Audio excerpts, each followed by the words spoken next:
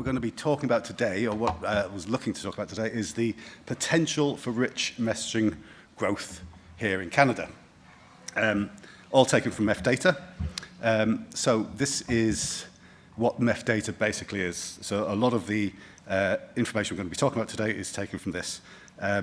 So we cover 218 markets worldwide.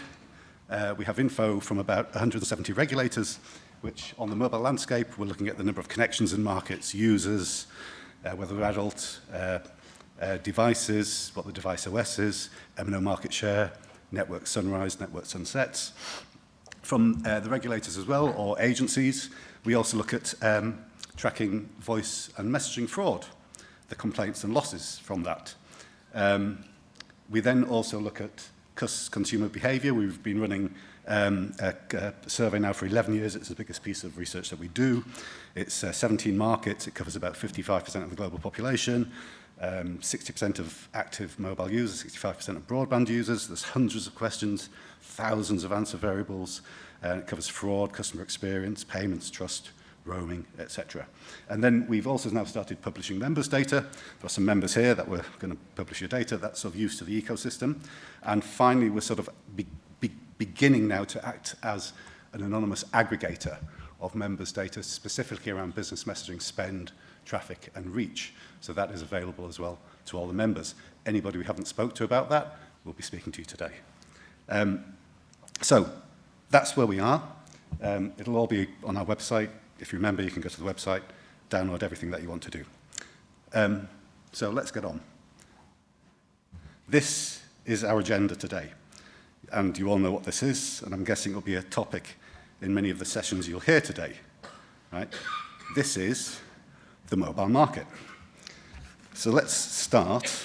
You're going to have to go with this because it runs throughout the whole session. This is the mobile market. It's a mobile market, but let's presume it's the only one. This is the mobile market. So we'll start with what the mobile market is as far as we can look at it from all of the sources that we looked at in MEF data. So let's start with SIM connections, active SIM connections. There's about 48 million end of last year, which is growth of about 27-28% from 2019.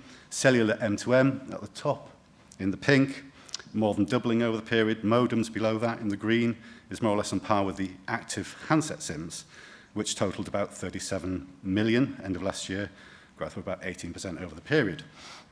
Now, the light blue, we've got broadband handset SIMs, so it's about 34 million over the period, growth there of nearly 30%, giving broadband handset SIM penetration now of about 91% of the total handset connections.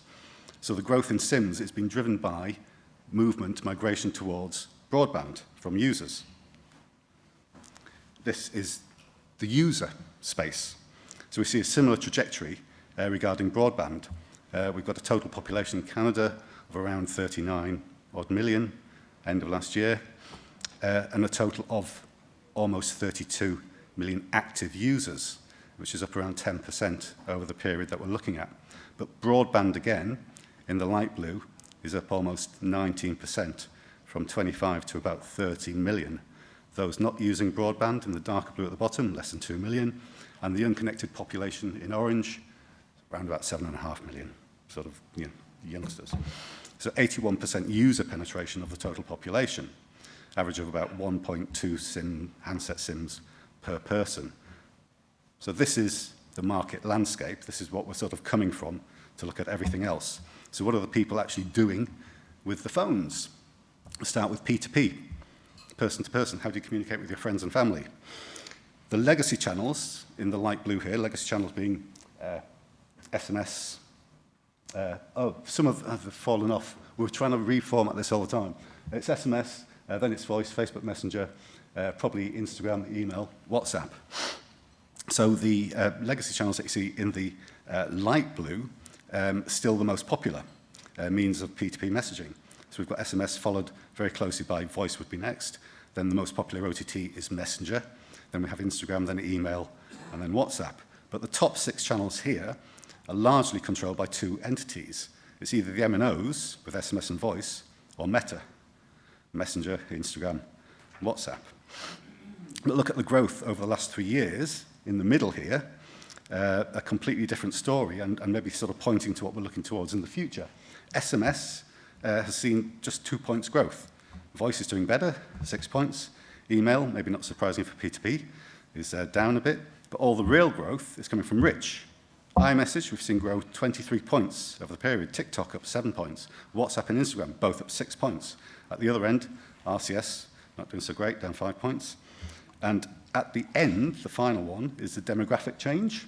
So how different age groups are changing their behavior with P2P comms. And again, iMessage is up across the board. WhatsApp gaining more in the younger audience, the opposite of SMS. So the growth, again, is mainly coming in the richer channels, and we're seeing iMessage, TikTok, and WhatsApp growing faster than Messenger and SMS. On the A2P side, if we move towards that, the legacy channels are still ahead. So these haven't fallen off, so it's better. Email, by far the most popular. Then we have SMS and voice, followed very closely by iMessage and WhatsApp, not Messenger. Again, apart from SMS, all the growth that you see here is for the rich channels. Apple, up 10 points. Then Instagram, 4 points. WhatsApp, 3 points.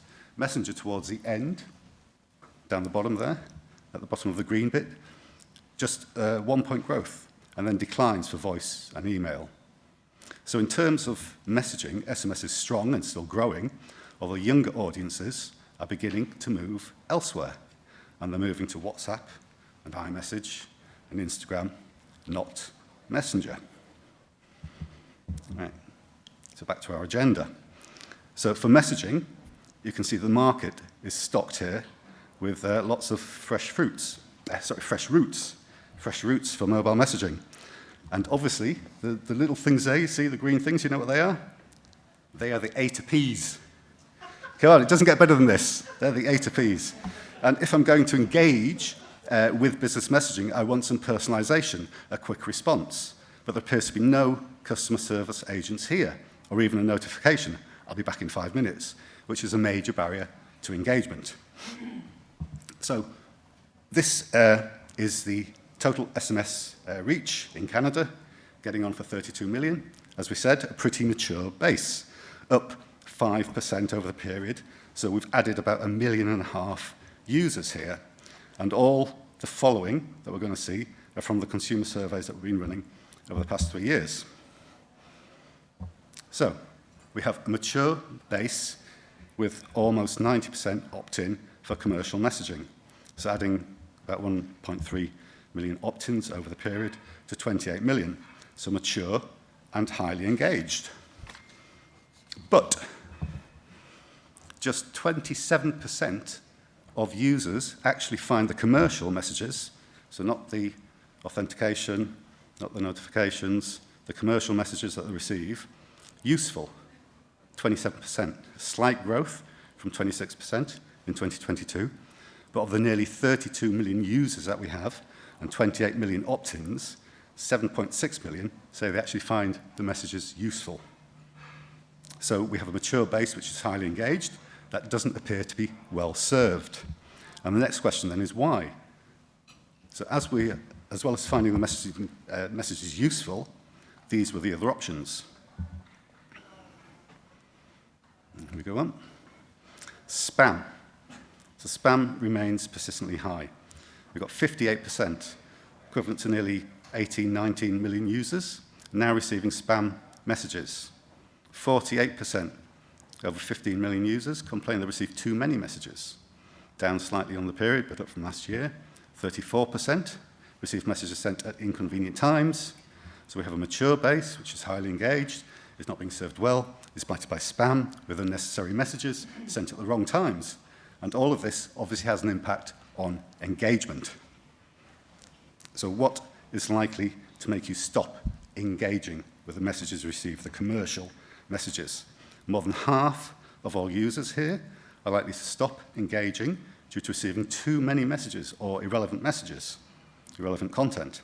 About half will stop engaging due to the lack of trust or verification, and about a third due to the lack of personalization. So we're losing a lot of potential engagement and potentially alienating users precisely because there's little real alternative to SMS. You know, it's the only game in town. WhatsApp doesn't have the reach, Messenger doesn't provide the competition. But what would make you engage more on the other side of the coin? It turns out that the mature base, which is highly engaged, is not being well served, is blighted by spam, can be prettily easily rectified. Better security or verification would see almost half of users more likely to engage with the messages that they receive. Easy reply features, 45%. Better personalization, 44%. More interactive content, 27%. So 3 of those that you see here, the trust, the responses, the richer content, all point to richer messaging. Whatever shape that may be, richer messaging. Back to the agenda. Barriers to engagement, we've heard so far, are primarily the niggles or the inconveniences that users face. And then we have fraud. So our van is branded, which is important for trust and engagement, that we have verified merchants. Now, I'm sure this business, I hope they're not a well-known brand. I hope this business, will be completely above board. But if I just walked up, I have no way of telling if it's legitimate or the provenance or trust of the product. And there's obviously no security or protection here whatsoever to stop criminals trying to walk off with the goods. This particular mobile market is pretty open to abuse. So fraud. These are the various experiences of harm reported by users. We've already heard about the spam, the greatest experience of harm here, followed by nuisance calls. And next we have the attempted fraud aimed at collecting sensitive data. Oop, go back, not that yet. Pretend you haven't seen that. That didn't happen. So over half of all users here in Canada have experience of text-based fraud attempts. 28% had accounts hacked. 24% seen unauthorized use of credit cards. 18% unwittingly downloaded viruses and malware. 14% had identity stolen. So identity theft, 14%. And for some of these users, the situation required more than just contacting banks or credit card companies to block payments. The thing that you didn't see. So this is collected from the Canadian Anti-Fraud Centre, published by the Royal Canadian Mounted Police, showing instances of fraud and identity crimes specifically related to SMS. So we start with the good news. Okay? The number of complaints from the public about SMS-related fraud and identity crimes is falling. The trend, you can see, is going down. 668, I think it was in the beginning, January 2021, to about 357 in March this year. So the total annual numbers over there, also growing up to 2022, but then falling. So let's celebrate. Right? The security solutions, firewalls, and managed services are protecting, to protect users are doing their jobs, apart from the fact that the fraudsters are getting better at targeting. Because the losses reported from these attacks is actually rising. The trend is from 190,000, this is all in US dollars, in January 2021 to $2.5 million in March this year. Again, you can see the total losses below that rising year on year. 8 million, nearly 9 million, 16 million, 28 million, 7.5 million so far in the first quarter of this year. So we do the maths on this, and this is what happens. $284 per complaint at the beginning of the period. Now it's up to over $7,000 per complaint. Peaked in September last year at $14,000 per complaint. Right? And fraud from SMS complaints is now generating over $80,000 per day in Canada. A lot more complaints in 2021, but a lot less damage. Less complaints now, but the fraudsters are getting better at extracting money and greater amounts of money. It's a similar picture, still got a little bit of time, a similar picture in the, shall we call it the 11th province, the 4th territory, there we go, the USA. Complaints, this shows it's a similar picture. Complaints going down, fraud going up. This will all be available for you, but the interesting thing from this is that the amount of losses per complaint in Canada is nearly 4 times higher than it is in the US. Okay, move on. Back to the agenda. Final thing, rich messaging. It's a very expensive van, okay? He's got some money, rich messaging. So Canada is a mature market, high broadband penetration, 90% opt-in rates for commercial A2P, which for MNOs is great, as RCS can be grandfathered into that as well, but with high concerns about trust and brand verification on A2P SMS, growing harm from fraud, and very little competition to carrier-based messaging. So, what is the rich potential? This is the total A2P SMS messaging volumes over the past 5 years, Canada, growing pretty steadily to about 14 billion last year. No real sign of stopping. Yeah? MNO messaging has been largely untouched by the OTTs, which rich traffic at the bottom, about 2% of the total. So everything is looking pretty rosy for the moment, at least. But as I mentioned earlier, use of WhatsApp is growing, particularly among younger demographics, and WhatsApp is growing in preference for A2P comms. And Meta is now getting very aggressive with pricing. So look at the new rates for authentication traffic in Canada. Meta has just cut it by over 70%. So we collected a basket of 5 publicly advertised SMS rates for traffic here in Canada, averages it out, it comes to about just over 1 euro cent. It may come down with volumes and relationships, but that's the publicly advertised rate cards. That makes A2P SMS authentication traffic 220 times more expensive than what WhatsApp now is offering. 220%, not times, 220%. So brands are going to have to be incredibly loyal to SMS to ignore that fact. If it can't be delivered over WhatsApp, it falls back to SMS, very little risk, potentially huge cost savings. And here is one potential for rich messaging growth. And it's not necessarily the growth that MNOs would want to see. WhatsApp has around 14 million users in Canada. It's about 44% mobile reach. And authentication traffic is about 40% of total traffic. Add it all up, means nearly 18% of total carrier messaging is at risk from WhatsApp. Remember, SMS is 220% more expensive. Movement of utility messages, same sort of pricing, would only close that gap further. So if the MNOs want to enjoy the potential of rich growth rather than watch that potentially eat into their own messaging business, there is really only one option. So finally, this is my last slide. I'm not going to go through the use cases of RCS, so showing the increased click-throughs or the better engagements, or how RBM can mitigate against fraud in the SMS channel. There's documents on the MEF website that will show you all of that if you want to download it. I'm just going to look at reach.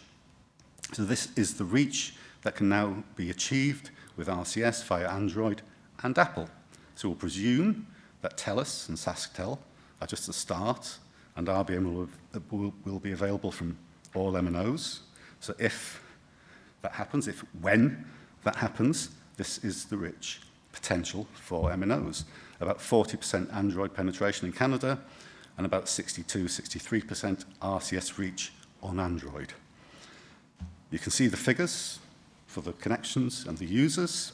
We've got Apple, obviously, the big line in the jungle, 60% penetration, and devices operating on iOS version 18 or above, which enable RBM, now is up to around 80% of the Apple devices. So WhatsApp has around 44% total reach, which is about 46-47% of the broadband. With RCS or RBM, that grows to nearly 75% reach, which will only grow higher in time. So for MNOs, really, this is the rich potential and the only potential of safeguarding the existing SMS revenue stream. Thank you. Okay. Well done. Should we get some questions? Right? Thanks for reminding us how important 5 a day is. And here we go. I don't know what your side tabs are, but your numbers are skewed on SMS because the average consumer doesn't know the difference between SMS and iMessage or RCS. Yeah. So if you break out your SMS question with your iMessage question, your number's skewed. So you talk to any consumer, anybody who's not in this room, and you say, what do you use to communicate with your family? They say text messaging. They say phone. Or they pick both. Yeah. Like they don't know the difference between iMessage and RCS. It's a fair point. I mean, is it carrier messaging that includes SMS? Does it include iMessage just because it's on your phone? Does it include MMS? Carrier messaging. The only carrier messaging left is SMS. A carrier has not upgraded their SMSCs in years. Yeah. iMessage is an Apple product, RCS is a Google product. But for argument's sake, if you're looking at your numbers, and I want your numbers to be right, when you say SMS and iMessage, if you combine those even with RCS, that's your total messaging because the average consumer does not know the difference. Yeah. No. We do, but the average consumer doesn't. To this day, everybody, I would say if you asked anybody in the United States, is messaging free internationally? They would think not, but even though iMessage has been free international messaging since its inception, right? But no one, to this day, they still don't realize that. Even T-Mobile, when you travel, you say your messaging is for free. Well, messaging has always been free, right? So I think that's where your numbers are kind of skewed. And that's fine, but not knowing what questions you even asked, I'm just saying from what I'm looking at. We can send you the whole survey. You can look through the thousands of responses. Fine. I probably don't need to see it. And then on the fraud use case, RCS is a Google product, iMessage is an Apple product, WhatsApp is a Meta product. Fraud and identity protection needs to come off those channels. They will never design for security, and they need. And I know I'm a little jaded. It was never designed for security, and it needs to move into network authentication, and that needs to be stayed at a carrier product. Yeah. That is a carrier service, which is going to be 10x because the actual number is 3.2 network attributes per interaction. So it's not a one and done OTP. It is actually 3.2 API calls per interaction, which is going to be, just using that number alone, 3x whatever OTP ever was. OTP is going away. Carriers need to realize that. It's going to a different channel. Okay. Do you know someone who could help us with the authentication to speak to I'm already on the call. Every other week. Eddie, the Curtis from Shush, in case you didn't notice network APIs. Any other questions on the numbers? If you have all of these available, as you know, at MEF data, if not. One quick question. One question? No, was it? Just a quick clarification there, Paul, or Sir Gavin. You were saying that the rich messaging direction in Canada goes back 3 or 4 years. How are you defining rich messaging in that? Because there were some small numbers there, that blue line on the bottom, and I wasn't sure what you meant by rich in that particular slide. Well, the survey that we've been running has been running in Canada for 3 or 4 years. The business messaging that we showed at the end there was like total rich messaging, so it includes free, the unpaid WhatsApp app. It includes a little bit of WhatsApp as well. We had a very, very small amount, I think, of Messenger on there, and that's taken from analyst houses that we used to work with and our own.